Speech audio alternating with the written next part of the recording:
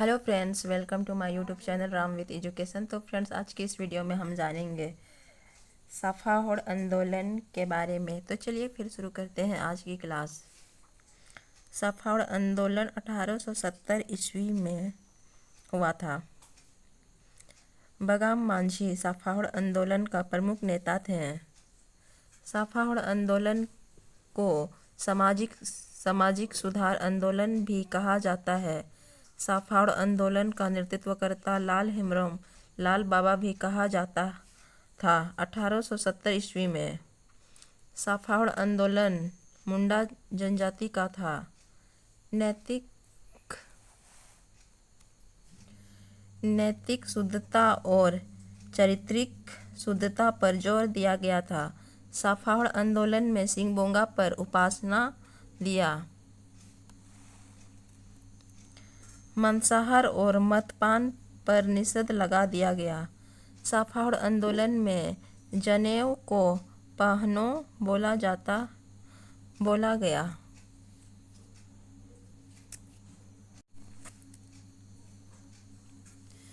साफाहोड़ आंदोलन लोग घर के आंगन में तुलसी का पूजा करते हैं। झारखंड आंदोलन में पूर्णतः सामाजिक एवं धार्मिकता सुधार आंदोलन कौन सा है? उत्तर है साफाहोड़ आंदोलन। झारखंड के संथाल परगना क्षेत्र में साफाहोड़ आंदोलन प्रभावित है। साफाहोड़ आंदोलन का संचालन लाल हेम्ब्रम ने देशोद्धरक दल का गठन किया गया था। लाल हेम्ब्रम के सहायक पेक्का मुर्मू, पागान मरांडी, रसिक लाल सोरेन, भूतू सोरेन, बगाम मांझी थे। देशोद्धरक दल में एक नारा था, राम नाम का मंत्र दिया था लाल हेम्ब्रम ने।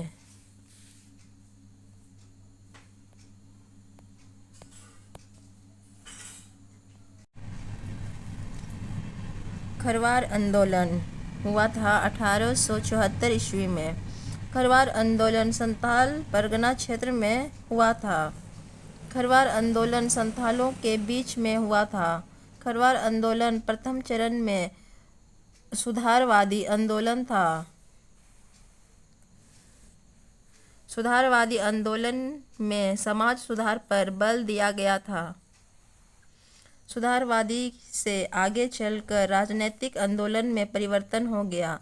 प्रथम चरण में 1874 में नेतृत्वकर्ता भगीरथी मांझी था। भगीरथी मांझी को बाबा भी कहा जाता था। उनका जन्म गुड्डा के तालाडी गांव में हुआ था।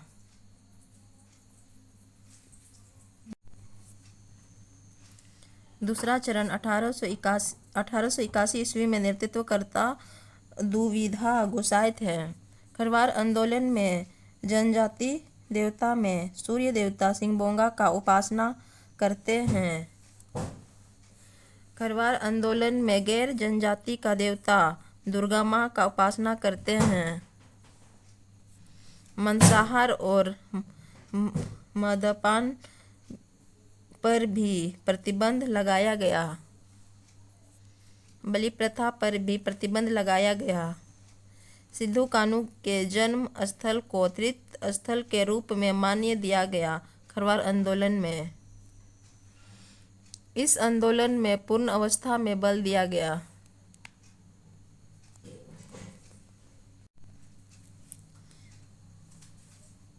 था। संथाल परगना भगीरथी मांझी द्वारा खुद को बोंसी गांव का राज्य घोषित किया था। खरवार आंदोलन का दूसरा चरण का कार्यक्रम सबसे प्रमुख मुद्दा संथाल राज्य की स्थापना, दूसरा विरोधियों की विनाश करना। खरवार आंदोलन संथाल परगना के हजारीबाग क्षेत्र में हुआ था। हजारीबाग के नेतृत्वकर्ता डूबू बाबा के द्वारा किया गया था। खरवार आंदोलन का द्वितीय चरण का मुख्य मुद्दा 1881 में राष्ट्रीय जनगणना के द्वितीय में हुआ था।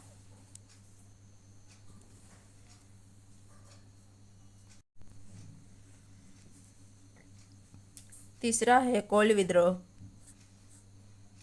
1831 से 32 झारखंड का पहला सुसंगठित और व्यापक जनजातीय विद्रोह था।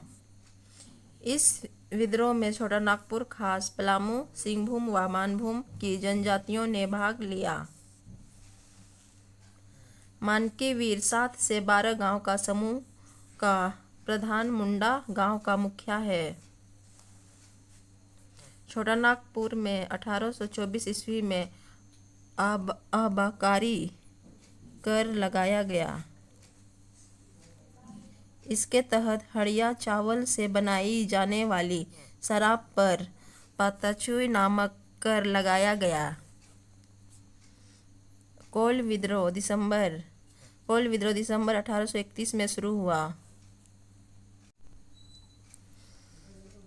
इस विद्रोह में मुंडा, हो, शेरो, खरवार आदि जनजातियों ने भाग लिया। यह मुंडाओं का विद्रोह था जिसमें हो उनके दाहिना हाथ बनाकर शामिल हुए। कोल विद्रोह का मुख्य नेता बुद्धू भगत, सिंगराय मानकी, सुरगा मुंडा थे। बुद्धू भगत ने सिल्ली गांव, छोटा नागपुर, खास कैप्टन एम्पे ने मार गिराया।